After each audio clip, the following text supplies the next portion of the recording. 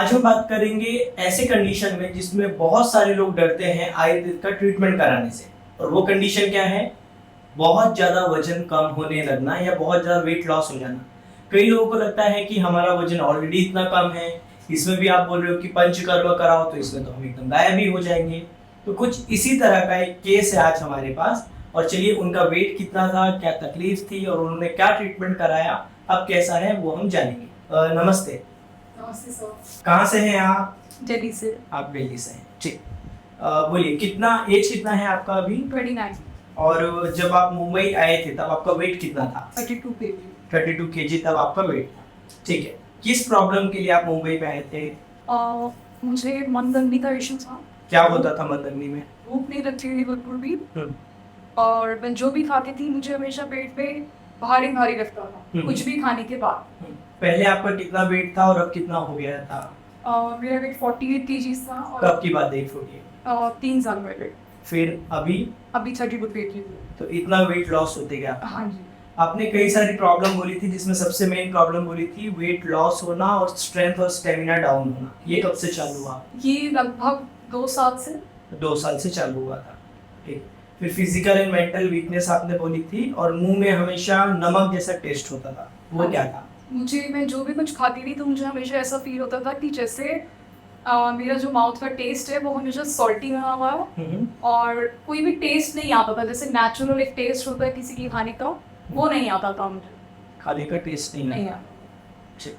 और आपने बोला था हमेशा आपको फीवर लगते रहता था। वसंत ऋतु के आसपास आपकी तकलीफ बढ़ जाती थी, तो क्या होता था उसमें आपको? तो सर क्योंकि जैसे आपने ही मेरे को डायग्नोस किया था कि मुझे विषम ज्वर है काफ़ी सालों से, तो मुझे 15 सालों से लगभग ऐसा था कि मुझे हमेशा फीवर बना रहता था बॉडी में। और मुझे ऐसा लगता था कि मैं कभी भी किसी भी टाइम पे, दिन में किसी भी टाइम पे मुझे हमेशा फीवर ही बना हुआ है और फीवर के अलावा कुछ और नहीं है। और अभी भी मुझे ऐसे ही लग रहा था जब तक हमने वमन नहीं किया था तब तक। तो आपने यहाँ मुंबई में आके वमन किया? Yes. कैसे किया वमन का प्रोसीजर? वमन के प्रोसीजर में हम लोग ने फर्स्ट 5 days घी पिया, फिर पान किया। 5 दिन पूरा घी पिया था आपने? पहले 3 दिन घी पिया। 3 दिन आपने घी, क्योंकि 3rd डे ही मेरे को वमन के लक्षण आने शुरू हो गए। क्या हो रहा था आपको घी पीने के बाद? मुझे घी पीने के बाद ऐसा फील हो रहा था कि अब मुझे घी देखकर ही वॉमिट आ रहा है। ओके। और घी को देखकर रोना आ रहा था कि मतलब अब और घी नहीं, अगर इससे ज्यादा घी जाएगा बॉडी में तो मैं वहीं पे ही बेहोश हो जाऊंगी या फिर मैं वॉमिट कर दूंगी, ऐसा वाला सेंसेशन आ रहा था। ठीक है। और बॉडी में पेन था। ठीक।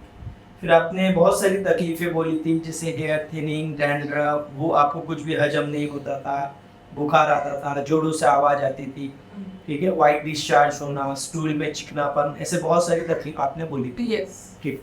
तो उसके लिए आप मुंबई आए हमारे क्लिनिक में, आपने घी पिया और वमन किया। यस। तो क्या था वमन का एक्सपीरियंस आपका? क्या हुआ वमन करते समय आपको?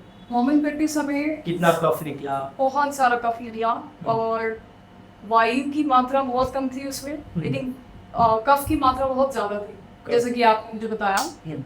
और लास्ट टाइम तक भी मेरा कफ निकलता जा रहा था और मतलब वो इतना कफ था बॉडी में कि वो निकलता ही जा रहा था, वो खत्म नहीं हुआ जितना मतलब होना चाहिए था। ठीक।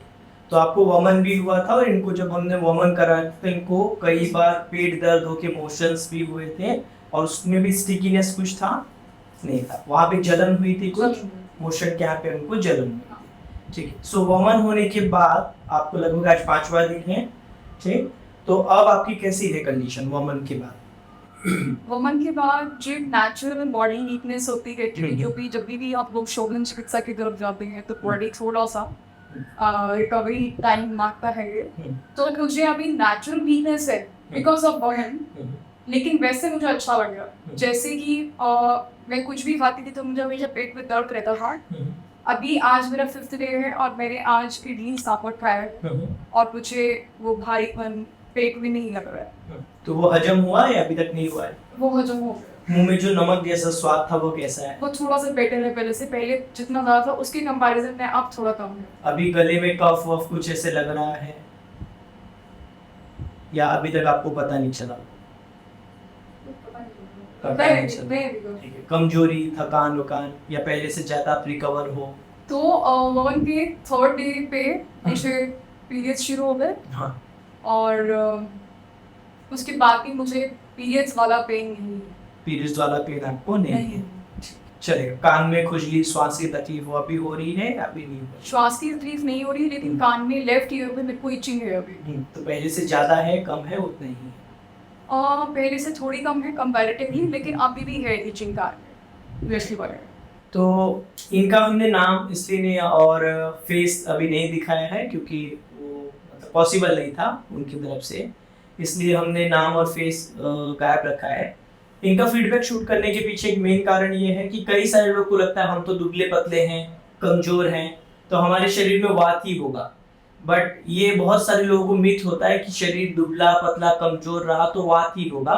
बहुत बार ऐसे भी लोग देखे जाते हैं कि शरीर एकदम दुबला पतला है बट उनको बहुत सारा कफ शरीर में होता है, जैसे कि इनके केस में था। इसलिए कुछ भी मीठा नहीं खा सकते थे या जो भी खाते थे मुंह में नमक का स्वाद होता था। तो आप में से ऐसे लोग जिनको मुंह में हमेशा नमक जैसा टेस्ट लगता है, इसका मतलब है कि आपके शरीर में कफ ज्यादा बिगड़ गया। और इनका वेट 32 kg था, एज 29 है, बहुत ही दुबला पतला शरीर है। फिर भी अगर बॉडी को अच्छे से प्रिपेयर किया जाए तो वमन या फिर शोधन किया जा सकता है।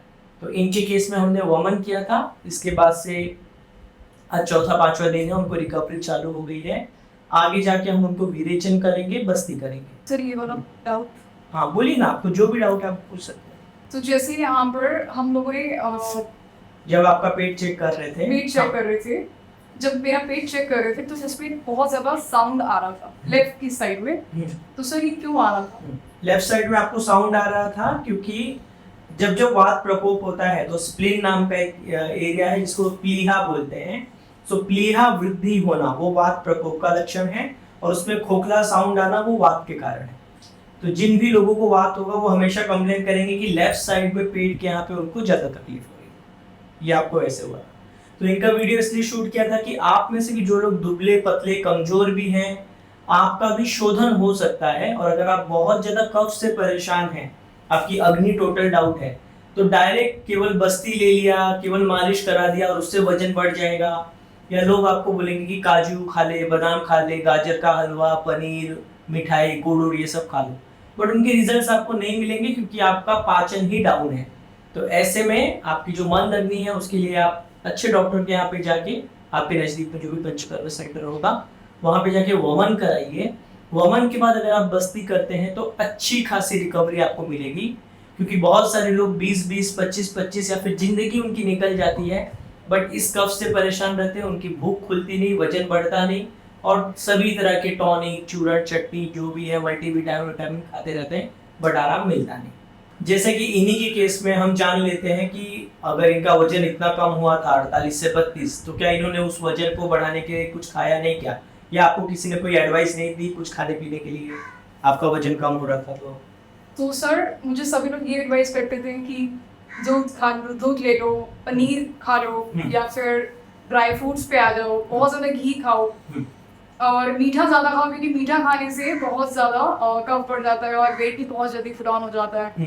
अभ्यंग करो, नशे करो, एटसेट्रा एटसेट्रा। तो आप कोई और डॉक्टर्स को भी दिखाया था आपने? नहीं, लेकिन ये सब करने के बाद भी मेरा वेट उतना ही रहा, 32 ही रहा, कभी वो बढ़ा नहीं। ओके, वो सब खा पी के भी वजन नहीं बढ़ा, तो वो उनका वजन, आपका वजन इसलिए नहीं बढ़ा क्योंकि आपकी अग्नि डाउन थी। और इनको हमने फर्स्ट टाइम समझाया था कि भोजन करने के बाद तो जठर अग्नि से पाचन होता है, उसमें से सार और किट 2 भाग बनता है। सार भाग में से रस धातु बनती है। अब रस धातु का बाय प्रोडक्ट या फिर मल है कफ। जब आपकी अग्नि खराब होगी तो कफ, मल बहुत ज्यादा बनेगा रस धातु का, पर अच्छी रस धातु नहीं बनेगी और आपका वेट पुट ऑन नहीं होगा। और रस धातु अच्छी ना बनने से रस धातु के जो बीमार है, बाल झड़ना, झुर्रियां आना, खून की कमी होना, आवाज सुन के गुस्सा आना, मुंह का स्वाद खराब होना, अश्रद्धा, अरुचि, मुंह हमेशा बिगड़ा रहना, कोई चीज में इंटरेस्ट ना आना, वो सारे रोग होते हैं। ठीक है, सो ये थे दिल्ली के पेशेंट हैं और इनका 32 kg वेट होकर भी इन्होंने वमन किया है और यहाँ से उनको रिकवरी होती जाएगी। और इनका टॉपिक खत्म करने से पहले, आपको क्या हुआ था सबसे पहले बीमारी? तो 2009 में मेरे को जॉन्डिस हुआ था। जॉन्डिस के बाद से मेरे को मंद अग्नि और विषम ज्वर, मतलब हमेशा बॉडी में तो fever जॉन्डिस बना के लिए रहा। आपने क्या इलाज कराया था? जॉन्डिस के लिए मैंने हम लोग एक पास में ही एलोपैथ हम लोगों ने ट्रीटमेंट लिया था सारा। हाँ। और मैं कुछ दिन वहाँ एडमिट रही थी हॉस्पिटल में और ये सब। तो फिर जॉन्डिस के बाद क्या होने लग गया आपको? जॉन्डिस के बाद मेरी भूख बिल्कुल कम हो गई थी। मैं जो भी खाती थी, लाइक मेरे को ये एडवाइस किया गया था वहाँ पे कि आप बहुत हल्का खाना खाओ, उसमें मसाले बिल्कुल नहीं होने चाहिए, और ये जो घिया तोरी इस तरह की जो सब्जियाँ होती हैं ये आप खाओ। तो मैं यही खाने लग रही थी, बट मेरे को उससे भी कोई मतलब कुछ खास रिजल्ट नहीं आया।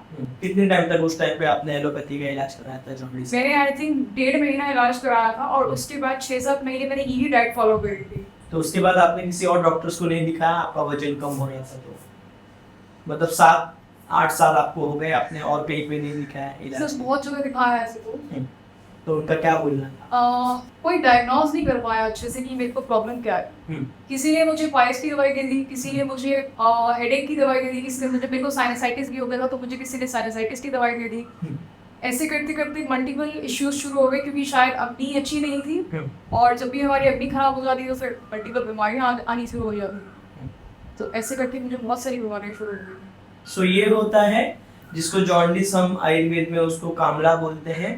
तो आप में से भी अगर किसी को जॉन्डिस कामला हुआ है तो बेटर होगा कि आप विरेचन नाम का पहले ट्रीटमेंट करा लो। आपके नज़दीकी जो भी पंचकर्म सेंटर होंगे तो आपको इतने कॉन्सिक्वेंसेस नहीं देखने मिलेंगे। अदरवाइज वो 7-8 साल से एक बीमारी हुई, उसके कारण डाइजेशन डाउन हुआ, और 7-8 साल से इलाज करा रहे हैं, कोई फायदा है नहीं, और ऑलमोस्ट 48 से वजन कम होके 32 किलो पे आ गए।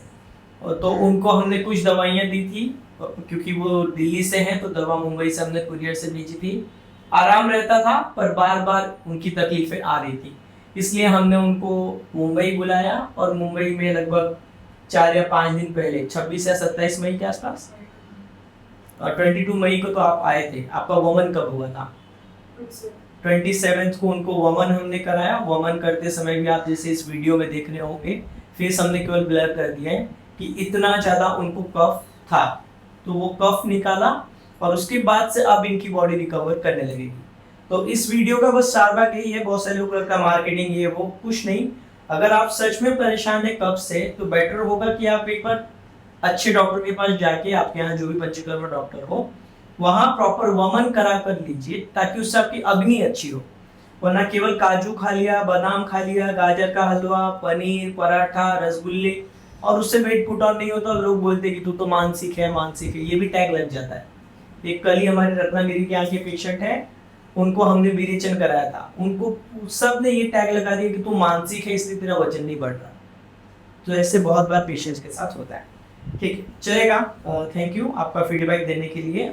सो इस वीडियो का एक लाइन में अगर बोले तो, अगर आप भी दुबले पतले कमजोर हैं, फिर भी अगर आपको अच्छे से आपकी बॉडी को प्रिपेयर किया जाए, कुछ दिन औषधि देके फिर घृत पिला के, तो प्रॉपर वमन कर्म की चिकित्सा या पंचकर्म आप भी करा सकते हो। धन्यवाद।